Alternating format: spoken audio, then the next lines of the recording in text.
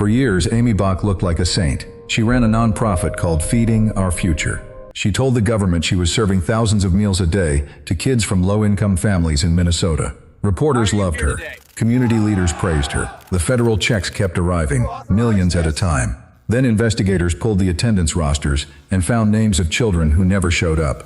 Some of them didn't even exist. $250 million had already vanished.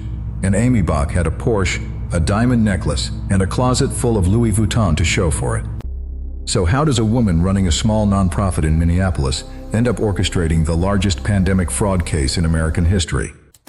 Aimee Bock founded Feeding Our Future back in 2016. On paper, the organization acted as a sponsor for the Federal Child Nutrition Program, a USDA-funded initiative that reimburses nonprofits for meals served to children in need. The way the system works is straightforward. A nonprofit like Feeding Our Future partners with local site schools, community centers, and restaurants that agree to prepare and distribute meals to kids who qualify. The nonprofit submits reimbursement claims to the state. The state verifies the claims, and the federal government pays. Bock's job was to recruit those meal sites, verify they were legitimate, and handle the paperwork with the Minnesota Department of Education. For the first few years, the operation was small and unremarkable. A handful of sites, a few $100,000 moving through the books annually. Nothing that would raise alarm bells at any level of government oversight. Nobody was watching Aimee Bock closely, and she knew it. Then COVID hit, and everything changed. In 2020, the federal government loosened oversight rules for child nutrition programs across the country. The logic made sense at the time. Kids were out of school. Families were struggling to put food on the table. The USDA wanted to make sure hungry children still got fed, so they relaxed in-person monitoring requirements and expanded eligibility for meal distribution. Suddenly, sites no longer needed physical inspections to get approved. Claims could be filed based on self-reported numbers. Nobody was driving out to check whether the meals were actually being served or whether the children on the rosters actually existed. And Aimee Bock saw the opening of a lifetime. Within months, Feeding Our Future went from sponsoring a handful of meal sites to overseeing more than 250 across the state. The reimbursement claims exploded from modest sums to tens of millions of dollars per quarter. According to the Department of Justice, the organization submitted claims for tens of millions of meals that were never served. Not exaggerated numbers, completely fabricated ones. Some individual sites claim to be feeding thousands of children per day in spaces barely large enough to hold 50 people. A single restaurant would submit paperwork saying it served 3,000 meals on a Tuesday afternoon, and nobody drove over to verify it. Bock recruited dozens of co-conspirators across the Twin Cities and beyond. Restaurant owners, community organizers, acquaintances, even people with no food service background at all. The pitch was simple. Open a meal site on paper, fabricate attendance rosters with made-up names, submit fraudulent reimbursement claims through Feeding Our Future, and split the money. Bock approved every single one of them. She signed off on sites she never visited, on rosters filled with invented children, on meal counts that defied the basic math of how many people could physically fit inside a building. In exchange, she took a cut of everything that flowed through her organization. And the money flowed fast. Federal prosecutors laid out exactly where it went during the trial: a Porsche Panamera, a BMW, real estate purchases across Minnesota, Ohio, and Kenya, diamond jewelry, designer handbags from Louis Vuitton and Gucci, international vacations. One co-conspirator bought an entire apartment complex in cash. Another funneled stolen federal nutrition dollars into opening a nightclub. The spending was brazen, immediate, and completely disconnected from anything resembling child nutrition services. These were people buying luxury cars within days of cashing government checks meant to feed poor kids. The Minnesota Department of Education started raising concerns as early as 2020. State officials flagged suspicious claim patterns and attempted to pause payments to some of Feeding Our Future's sites. They could see the numbers did not add up. They tried to do the right thing. Bock fought back hard. She accused the state of racism and discrimination against the Somali community members who ran many of the sites. She filed a lawsuit against the Minnesota Department of Education, and she won a temporary restraining order that forced the state to keep processing her claims. For months, Minnesota was legally required to keep writing checks to an organization it suspected was committing massive fraud. The federal money kept flowing because a judge said it had to.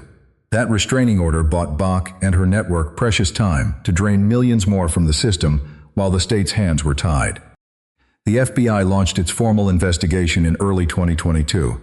Agents fanned out across this on homes, businesses, restaurants, and storage units tied to Feeding Our Future associates. They found stacks of cash in closets and safes.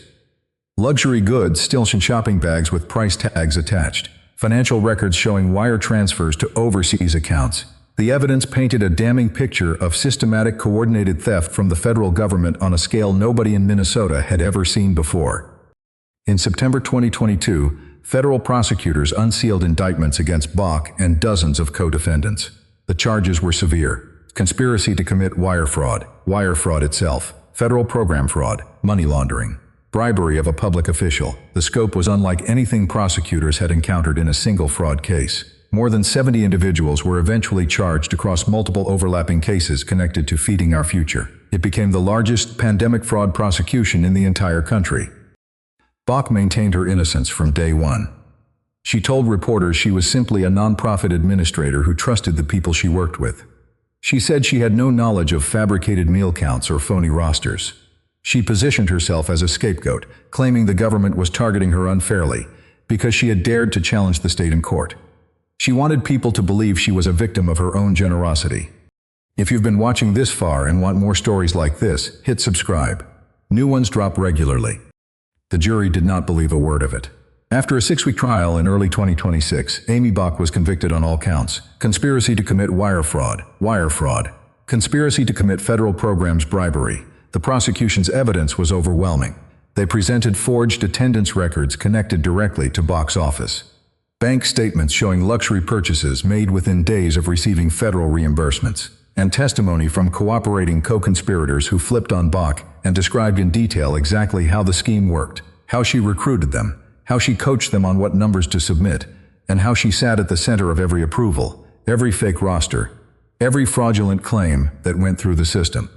According to CBS News Minnesota, the trial lasted roughly 40 days. Jurors heard from dozens of witnesses. The paper trail alone filled boxes of evidence.